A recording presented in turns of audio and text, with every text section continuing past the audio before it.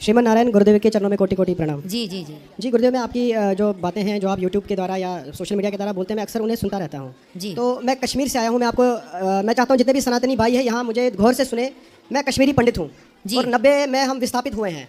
तो मैं अपने ही देश में विस्थापितों की तरह ज़िंदगी जी रहा हूँ। माँ के गर्भ से निकलने के बाद जब मैंने विस्थापित की पीड़ा को झेला है, तब से आज तक इस पीड़ा को हम सह रहे हैं, झेल रहे हैं। तो जब आपको वहाँ से खदेड़ा गया, मैं हमेशा कश्मीरी हिंदुओं के बारे में बात करता हूँ। जी गुरुजी। हमेशा। तो ये बताओ, जब आपको खदेड़ा गया कश्मीर से, तो आप कितने साल के थे? मैं करीबन 1-1.5 साल का था। तो आपके पिताजी हैं अभी? मैं जी नहीं, ना मेरे माता है ना पिता है। कहाँ गए? वो स्वर्गवासी हो गए हैं दोनों। जी। तो आपके पिताजी ने आपको बताया होगा कि जब खदेड़े गए, जब वहाँ से हटाए गए, तो क्या हुआ? क्या हुआ था? माफ़ कीजिएगा, मैं 4-5 साल का था। मुझे थोड़ा बहुत दृश्य तो पता है। हालात ऐसे बन गए थे जो आपने देखा ही है।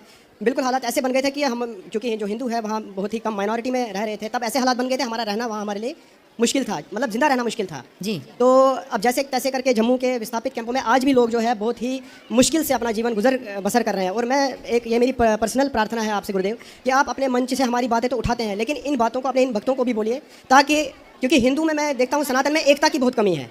अगर कश्मीर के हिंदू को कुछ हो रहा है तो केरला के हिंदू को कोई असर नहीं हो रहा है। अगर बंगाल के हिंदू पे कोई असर पड़ रहा है तो मुंबई के हिंदू को कोई फर्क नहीं पड़ रहा है। ये जो हमारे सनातन धर्म में है, ये एकता की जो ये बहुत कमी है। हिंदू जातियों के नाम पे बटा है, और अब तो भाषा के नाम पे भी बट रहा। अभी कुछ दिन पहले विवाद चला था कि इसको मराठी आती है कि नहीं, इसको हिंदी आती है कि नहीं। मतलब अभी तो जातियों के नाम पे बंटवारा था, अब हिंदू हिंदू आपस में भाषा के नाम के बंटवारे से लड़ रहे हैं। ये बड़ी दुखद बात है। जैसे कश्मीर से हिंदुओं को खदेड़ा गया, ऐसे यदि ऐसे ही लड़ते रहे हिंदुओं, तो हर जगह से खदेड़े जाओगे। इसलिए जहां हो संगठित रहो, और किसी भी हिंदू पर कोई आँच आए तो पूरे भारत के सभी हिंदू इकट्ठे होकर आवाज़ लगाओ, ताकि आप हिंदुओं की रक्षा कर सको। कल आप पर कोई संकट आएगा तो सब आपके लिए बोलेंगे, इन पर संकट आया तो सब इनके लिए। अब देखो ना, कश्मीर से हिंदू खदेड़े गए, इस बात को लगभग 30 साल हो गए। 30 साल से ज़्यादा, 35-36 साल हो गए। 30 साल से ज़्यादा हो गए। आज तक खदेड़े गए हिंदुओं को बसाया नहीं गया।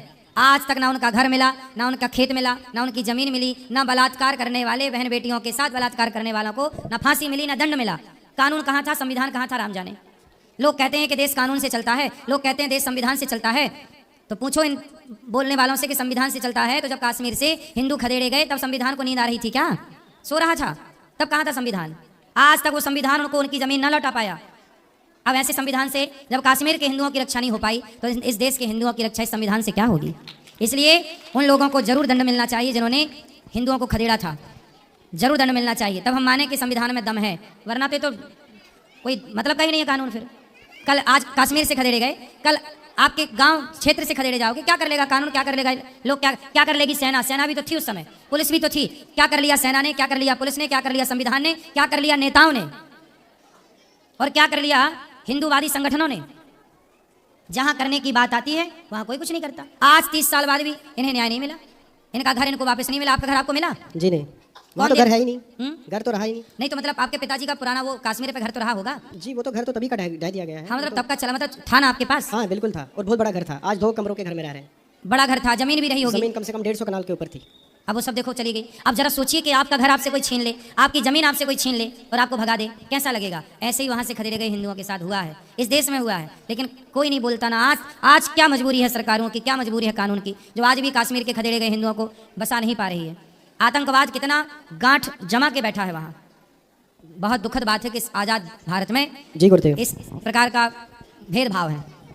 गुरुदेव, मेरा एक और प्रश्न है जो धर्म से रिलेटेड है। जैसे कि हम कश्मीरी पंडित हैं, हमें शैव दर्शन को बहुत ही महत्वता दी जाती है, और शैव दर्शन को, जिसमें हम परम शिव को ही परम तत्व मानते हैं। सही है। तो इसमें हम वैष्णव की दृष्टि में जो कश्मीर है ना, कश्मीर एक जमाने में सनातनियों की काशी हुआ करती थी। ये जो काशी है, जैसे विद्वान लोग काशी में रहते हैं, ऐसे काशी एक वहाँ पे वो काशी हुआ करती थी कश्मीर।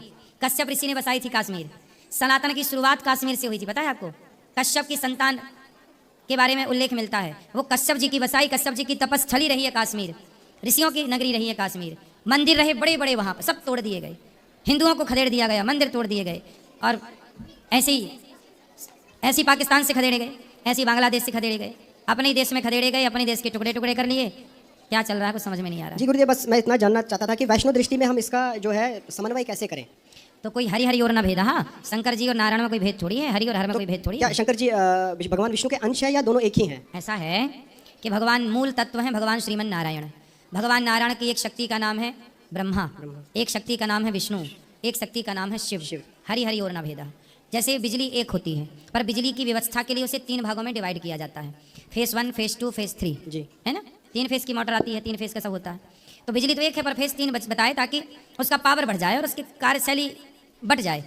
उसी तरह एक शक्ति को 3 भागों में डिवाइड किया, ब्रह्मा विष्णु महेश। ब्रह्मा जी क्या करेंगे? सृष्टि उत्पन्न करेंगे। विष्णु जी क्या करेंगे? पालन करेंगे। शिव जी क्या करेंगे? संहार करेंगे। इन तीनों को उत्पत्ति, पालन, संहार को जोड़ा गया तो बना God, generator, operator, destroyer. God, GOD, G for generator, generator मतलब ब्रह्मा, O फॉर ऑपरेटर मतलब विष्णु, D फॉर डिस्ट्रॉयर मतलब भगवान शिव। इन तीनों शक्तियों को दुनिया ने गॉड कहा। जिसे दुनिया गॉड कहती है उसे हम ब्रह्मा विष्णु महेश 3 शक्ति कहते हैं। और वह 3 शक्ति की मूल एक शक्ति भगवान श्रीमन नारायण है। तो वह एक नारायण का हो, एक शिव का हो, बात एक ही है। जी गुरुदेव, आपके चरणों इनमें में कोई भेद नहीं मानना धन्यवाद, चाहिए। धन्यवाद। वो बड़ छोट कहे तब अपराध हो।